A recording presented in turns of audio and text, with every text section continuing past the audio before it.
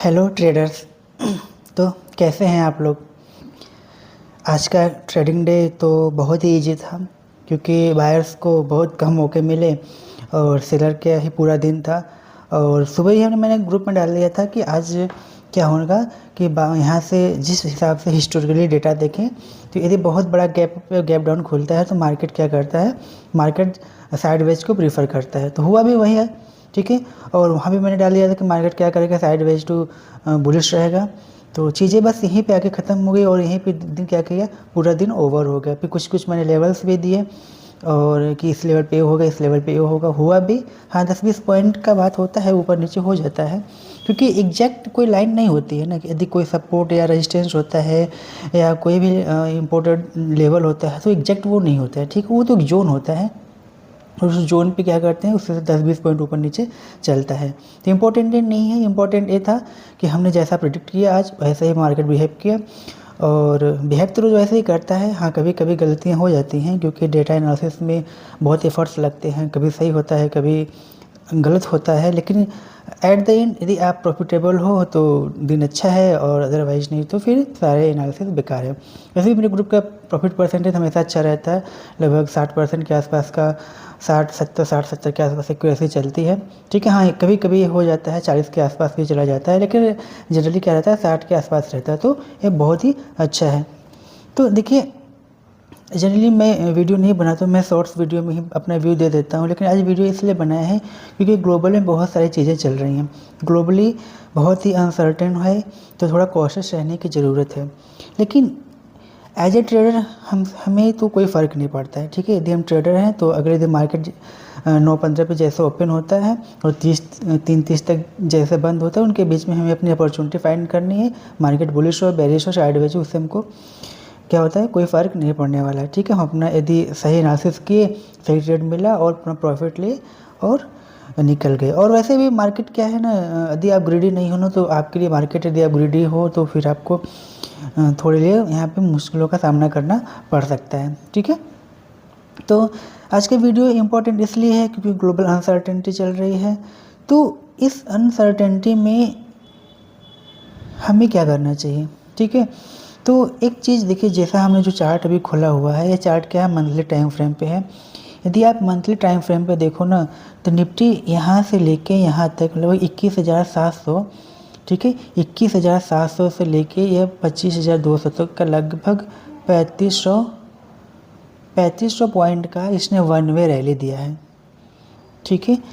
देखिए जनरली होता क्या है, कोई भी चीज़ होती है ना, आप एक चीज़ समझना, मान लीजिए मार्केट यहाँ पे है, ठीक है, मार्केट को ऊपर जाना है, बायर आए, ठीक है, मार्केट को क्या किए, ऊपर लेके गए, ठीक है।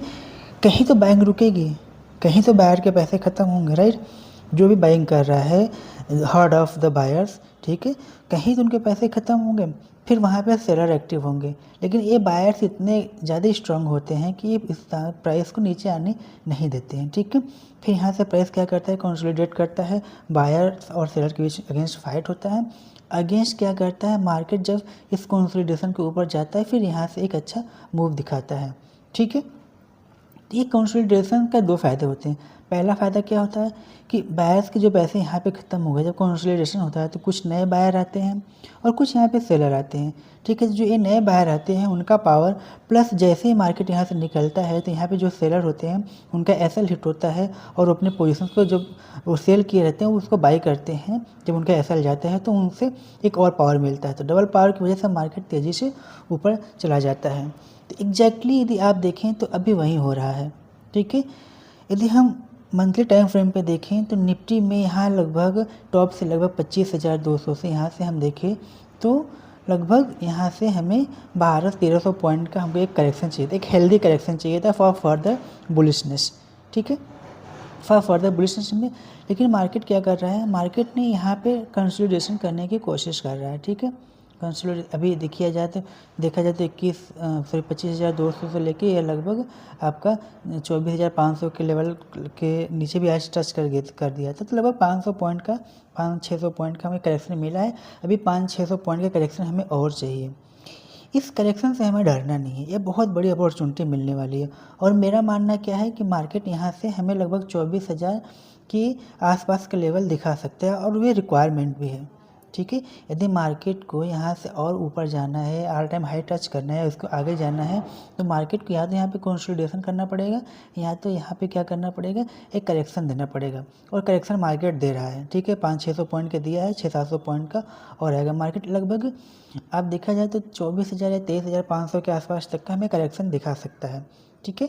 इसकी पूरी प्रोबेबिलिटी है। मार्केट में कोई चीज़ श्योर तो होते नहीं है, हम प्रोबेबिलिटी पे भी अपना एनालिसिस करते हैं। तो ऐसा मेरा मानना है, ऐसा मेरा एनालिसिस है, ठीक है, कि मार्केट हमें यहाँ तक का एक करेक्शन दिखा सकता है। और इसको सपोर्ट कर रहा है जो ग्लोबल अनसर्टेनिटी चल रही है, जैसे इसका इजराइल और ईरान का जो वॉर चल रहा है, ठीक है, उससे क्रूड ऑयल के प्राइसेस बढ़े हैं, तो ग्लोबल अनसर्टेनिटी इसको सपोर्ट कर रही है और यही मौका है इस प्राइस को यहाँ नीचे तक लाने का, ठीक है।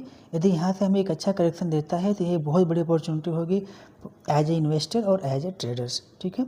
एज ए ट्रेडर्स यदि यहाँ तक आता है तो हम अपना लॉन्ग पोजीशन बना सकते हैं, जो कि फर्दर 26,000 ऑल टाइम हाई के ऊपर भी जा सकते हैं।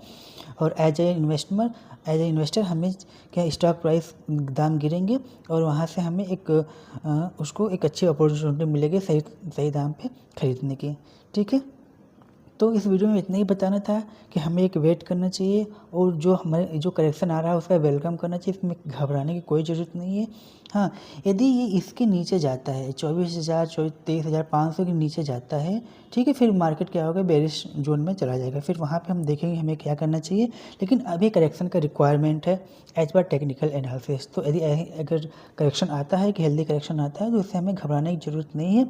वहाँ से एक अच्छा जंप मिलेगा और मार्केट क्या करेगा, फर्दर हमें ऑल टाइम हाई की तरफ अप्रोच करता हुआ दिखाई दे सकता है, ठीक है। चलिए, और यदि आपको एक सेकेंड, यदि आपको लाइव मार्केट में गाइडेंस चाहिए तो आप हमारे टेलीग्राम पे ज्वाइन कर सकते हो, फ्री ऑफ कॉस्ट है, लिंक डिस्क्रिप्शन में रहेगा, तो चेक कर लीजिएगा, ठीक है।